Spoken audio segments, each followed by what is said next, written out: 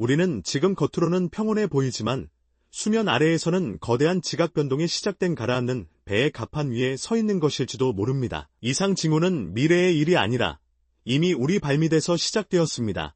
경제학 교과서대로라면 성장이 정체된 노령화 사회에서는 금리가 낮아져야 정상입니다. 돈을 빌려 투자할 곳이 없으니 돈값이 떨어져야 하기 때문입니다. 그러나 지금 우리가 목격하는 현상은 정반대입니다. 기준금리의 방향과는 무관하게 시장금리가 요동치고 있습니다. 이는 돈을 빌려주는 주체들이 한국 경제의 상환 능력을 의심하기 시작했다는 뜻입니다. 인구 절벽으로 인해 내수 시장이 쪼그라들면 기업의 이익이 줄고 가계의 소득은 정체됩니다. 은행은 이들에게 돈을 빌려주길 꺼리게 되고 결국 더 높은 이자를 요구하게 됩니다. 이것은 단순한 이자 비용의 증가가 아닙니다. 늙어가는 경제 구조 속에서 갚아야 할 빚의 무게는 늘어나는데 갚을 체력은 떨어지는 악순환의 고리가 형성되고 있다는 채권 시장의 강력한 경고음입니다.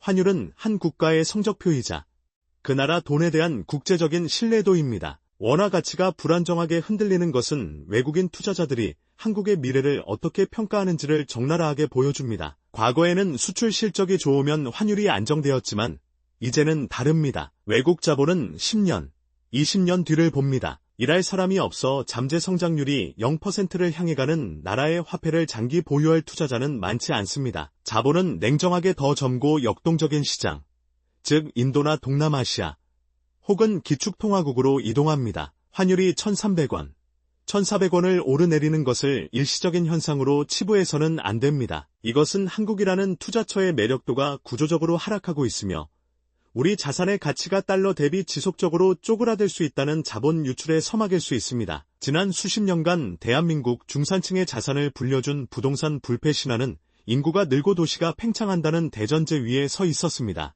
그러나 인구 절벽 앞에서 이 전제는 산산조각이 났습니다. 지금 나타나는 거래, 절벽은 단순히 가격이 비싸서 안 팔리는 문제가 아닙니다. 집을 사줄 다음 세대, 즉 유효 수요층 자체가 얇아졌기 때문입니다. 지방에서 시작된 빈집 문제는 수도권 외곽을 거쳐 핵심지로 파고들고 있습니다. 부동산에 묶인 자금은 회전하지 못하고 굳어버립니다. 이는 곧바로 금융 시스템의 부실로 이어집니다. 집값이 담보가치 아래로 떨어지면 은행은 대출을 회수해야 하고 이는 다시 투매를 부르는 악순환을 만듭니다. 부동산 시장의 균열은 단순한 집값 하락이 아니라 대한민국 자산의 70%가 잠겨있는 거대한 댐에 금이 가고 있다는 뜻입니다.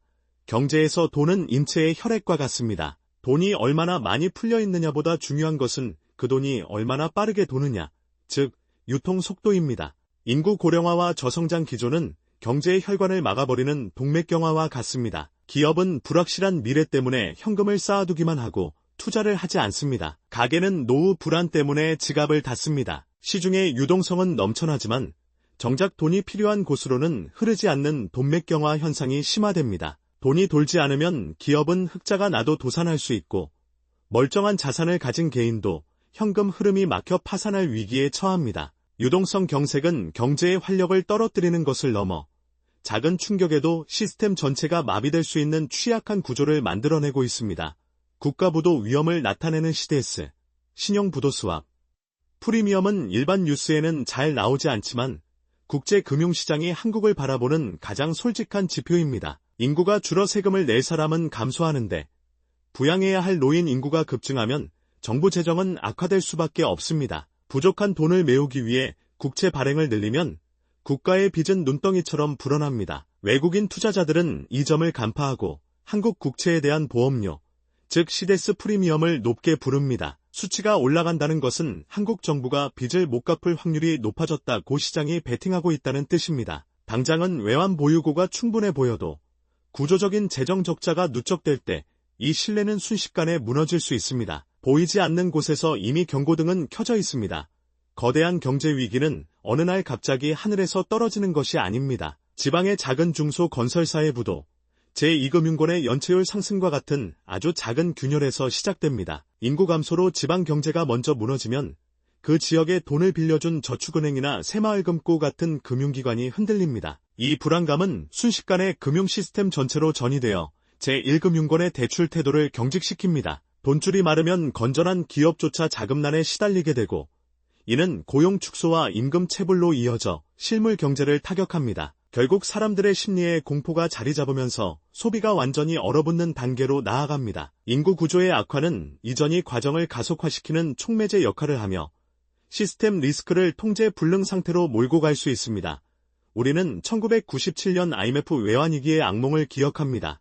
하지만 그때와 지금은 근본적인 체력이 다릅니다. 1997년의 위기는 기업들의 과도한 부채와 일시적인 외화 부족이 원인이었습니다. 당시 대한민국은 평균 연령이 30대 초반인 젊은 국가였습니다. 고통스러웠지만 뼈를 깎는 구조조정 후 다시 일해서 빚을 갚을 수 있는 젊은 노동력이 있었습니다. 그러나 지금 다가오는 위기는 늙음에서 오는 구조적 위기입니다. 이번에 경제가 멈춘다면 다시 공장을 돌리고 소비를 일으켜 부의자 반등을 만들어낼 청년 세대가 턱없이 부족합니다. 회복 탄력성이 사라진 경제. 이것이 1997년과 현재의 결정적인 차이점이며 우리가 이번 위기를 과거보다 훨씬 더 심각하게 받아들여야 하는 이유입니다. 해외 사례를 보면 인구 문제와 경제 위기의 상관관계가 더 명확해집니다. 그리스는 과도한 복지 지출과 방만한 재정 운용으로 무너졌지만 그 기저에는 심각한 고령화와 생산성 저하가 깔려 있었습니다. 일하는 사람보다 연금을 받는 사람이 많아진 구조를 빚으로 버티다가 터진 것입니다.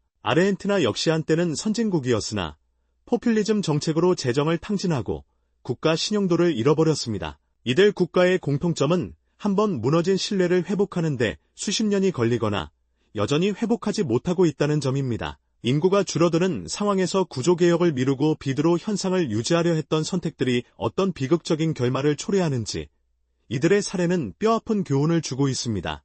조금 더 극단적인 사례로 튀르키예, 터키와 베네수엘라를 볼 수 있습니다. 튀르키예는 경제 논리가 아닌 정치 논리로 금리를 인하하며 시장과 싸우려다 리라와 폭락과 살인적인 인플레이션을 겪었습니다. 베네수엘라는 석유라는 단일 자원에만 의존하다가 유가 하락과 함께 경제 시스템이 붕괴되었습니다. 이들은 자국 화폐가 휴지 조각이 되면 국민의 삶이 얼마나 처참해지는지를 보여줍니다. 한국은 제조업 기반이 튼튼해 이들과 다르다고 생각할 수 있습니다. 하지만 사람이라는 자원이 고갈되는 상황에서 기존의 산업 경쟁력만 믿고 변화를 거부한다면 우리 역시 화폐 가치 하락과 물가 폭등이라는 시나리오에서 완전히 자유로울 수는 없습니다. 신뢰를 잃은 화폐는 국가 소멸의 가속 페달이 됩니다. 다시 시선을 현재의 대한민국으로 돌려봅니다. 우리는 여전히 세계적인 반도체 기술과 자동차 산업, 그리고 4천억 달러가 넘는 외환 보유고라는 강력한 방패를 가지고 있습니다. 이것이 아직 우리 경제가 멈추지 않고 돌아가는 이유입니다. 하지만 방패 안쪽은 골마가고 있습니다. 자영업의 몰락, 지방대학의 소멸, 국민연금의 고갈 우려는 먼 미래가 아닌 현실입니다. 수출로 벌어들인 돈이 내수로 낙수 효과를 일으키지 못하고 고령화로 인한 의료비와 복지비용은 기하급수적으로 늘어나고 있습니다. 강력한 제조업이라는 엔진은 아직 돌고 있지만 그 엔진을 받치고 있는 차체인 인구 구조가 녹슬어 내려앉고 있는 형국입니다. 구조적인 장점과 치명적인 약점이 위태롭게 공존하는 것이 바로 지금 한국 경제의 현주소입니다. 국가 소멸의 카운트다운이 진행되는 경제 속에서 개인의 삶은 어떻게 달라질까요? 과거 고성장 시대처럼 월급만 모아도 집을 사고 자산을 불릴 수 있는 시대는 끝났습니다.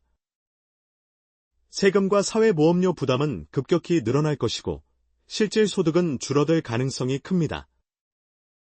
대출을 끼고 무리하게 자산을 확장하는 것은 이제 생존을 위협하는 도박이 될 수 있습니다. 현금 흐름을 창출하지 못하는 자산은 애물단지가 될 것입니다. 이제 우리는 각자 도생의 시대를 준비해야 합니다. 내 직업의 수명을 늘리고 빚을 줄이며 원화 가치 하락에 대비한 자산 배분을 고민해야 합니다. 거시 경제의 거대한 파도를 개인이 막을 수는 없습니다. 하지만 그 파도의 방향을 정확히 읽고 냉정한 현실 인식 위에서 나를 지킬 구명정을 준비하는 것, 그것이 인구 절벽의 시대를 살아가는 유일한 생존법일 것입니다.